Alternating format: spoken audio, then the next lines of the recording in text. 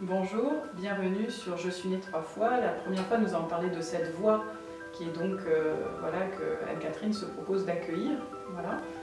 Nous avons parlé de cette question de la respiration, du souffle. Anne-Catherine, est-ce que durant des stages, parfois tu accompagnes certaines personnes sur plusieurs... Est-ce qu'il y a des personnes qui passent de pas de voix, voire il n'y a rien qui sort? Oui. Voilà. À la voix. À la oui. voix. Oui, parce que la voix peut être bloquée. Mais par quoi du coup? Par l'émotionnel. La plupart du temps par l'émotionnel. Okay. Donc quelqu'un qui dit j'ai pas de voix ou je chante faux. Oh bah de toute façon ça n'existe pas. Alors, est-ce que tu peux le répéter? Ça n'existe pas de chanter faux. C'est toujours... La plupart du temps, chanter faux, c'est qu'il y a des perturbations mentales. C'est-à-dire qu'il y a une pression, il y a... il faut que je sois parfait, il faut que je réussisse absolument. Il y a une pression intérieure qui est énorme et un jugement de soi qui est énorme. Aussi une peur de l'image que je peux donner à l'autre. Ça, c'est des constantes que tu as retrouvées, oui. retrouvées. Oui. Et autant chez les hommes que chez les femmes, par exemple. Oui. Et alors, quand tu me parles de personnes qui ne peuvent pas chanter du tout, j'en ai déjà rencontré. J'ai eu une femme une fois qui ne pouvait pas sortir un seul son. Et ça s'est débloqué au moment où, en fait, elle a poussé un cri. Parce qu'en fait, elle était bloquée par un cri qu'elle n'osait pas pousser, bien sûr, hein, qui avait été bloqué dans sa gorge. Et au moment où elle a vraiment pu libérer ce cri, après la voix est sortie. Bon, c'est pas toujours aussi simple que ça, hein, bien sûr. Quelquefois, c'est sur le long terme, ça dépend. Mais alors tu dis que c'est pas aussi simple, mais moi j'ai assisté à des mini-miracles où tu dis, alors tu passes par là, et effectivement la personne, enfin je peux vraiment donner un exemple concret parce que je pense que ça peut parler à plusieurs d'entre vous, bah voilà, tu connectes le bas du corps, voire les organes génitaux et ta bouche, et tu laisses circuler. Et tu fais comme ça des connexions dans le corps, oui. Finalement, comme si nous étions... l'inverse de l'unification, tu vois, dans ce que j'entends, tu permets aux gens de remettre de la cohérence dedans, comme un avant, un arrière. Tu vois, quelqu'un a dit, bah, j'ai eu un avant, un arrière, et du coup le son est passé au milieu. Mais du coup, elle a pris conscience qu'il y avait un avant, un arrière. Oui. J'ai vu des hommes grands, bien et tout, mais en retrait. Puis là, ils se mettent à leur place. Et toi, dans le chant, tu le vois, j'ai l'impression que personne ne peut tricher. Non.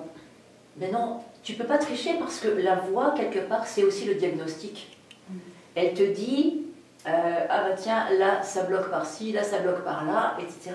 Donc tu sens et tu peux proposer justement un chemin différent. Des fois ça ne marche pas, hein, je veux dire, ça dépend. Hein. Mais moi je peux pas dire ce qui se passe, mais je vois, je sens, je ne sais pas très bien, mais à l'endroit où ça achoppe, où ça bloque, etc. Et effectivement, je demande de faire certaines connexions dans le corps. C'est juste toujours une connexion imaginaire, hein, c'est avec la conscience, mais effectivement, ça marche souvent. Ce que j'entends, c'est poser de la conscience dans le corps permet de libérer la voix. Oui, aussi, bien sûr. D'accord. Bien sûr. Ça veut dire que dans ce que tu nous dis,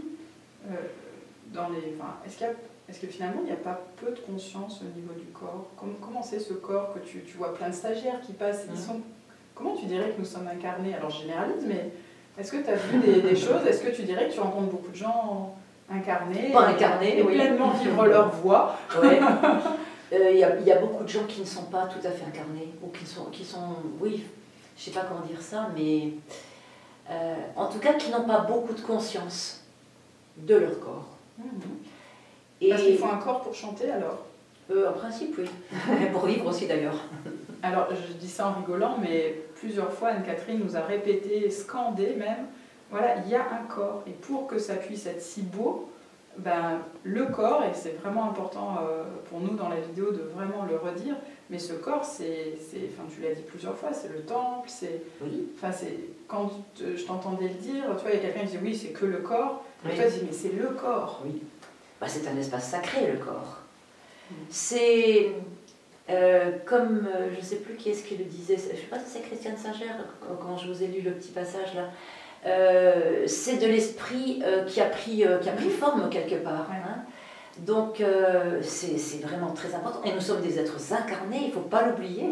Nous avons choisi d'être incarnés là, maintenant, dans ce corps-là.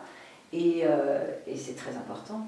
Par contre, c'est un corps, parce que je pense à ceux qui pourraient regarder la vidéo et se dire oui, mais alors le corps que j'ai là maintenant, il ne me convient pas. Oui. Quelque part, c'est cheminer avec ce corps-là et nous permettre de guérir au fur et à mesure. Tu disais même jusqu'à se trouver beau. Oui. Tu es allé jusque-là quand même. Mais tu as vu que quand la personne est vraiment dans sa voix, dans son corps, dans son énergie vraiment à elle, Oui. elle est de toute façon belle. Oui. Et que sa voix est de toute façon belle. Mm. Donc ça c'est important parce que la beauté ça veut dire quoi? C'est pas juste la plastique et même si tu peux voir que même la plastique change. Oui. Hein, mais la beauté c'est vraiment ce qui émane de la personne, c'est ce qui rayonne de la personne. Donc si la personne elle est vraiment en accord avec elle-même, elle est forcément dans sa beauté. Et si elle reconnaît aussi sa beauté intérieure, etc. aussi, bien sûr. Donc c'est très important. Je t'ai entendu dire à quelqu'un, chante ta beauté, je suis belle, et la personne, elle avait du mal à se concentrer parce que ça faisait beaucoup d'informations et en même temps ça lui a permis une voie de passage. Oui. Quoi. C'est important de chanter qui nous sommes et de reconnaître qui nous sommes. Et ça, effectivement, tu entends quand la voix commence à s'accorder avec ça. Oui. Et ça, c'est important. Donc vraiment, la voix, c'est le reflet de l'être.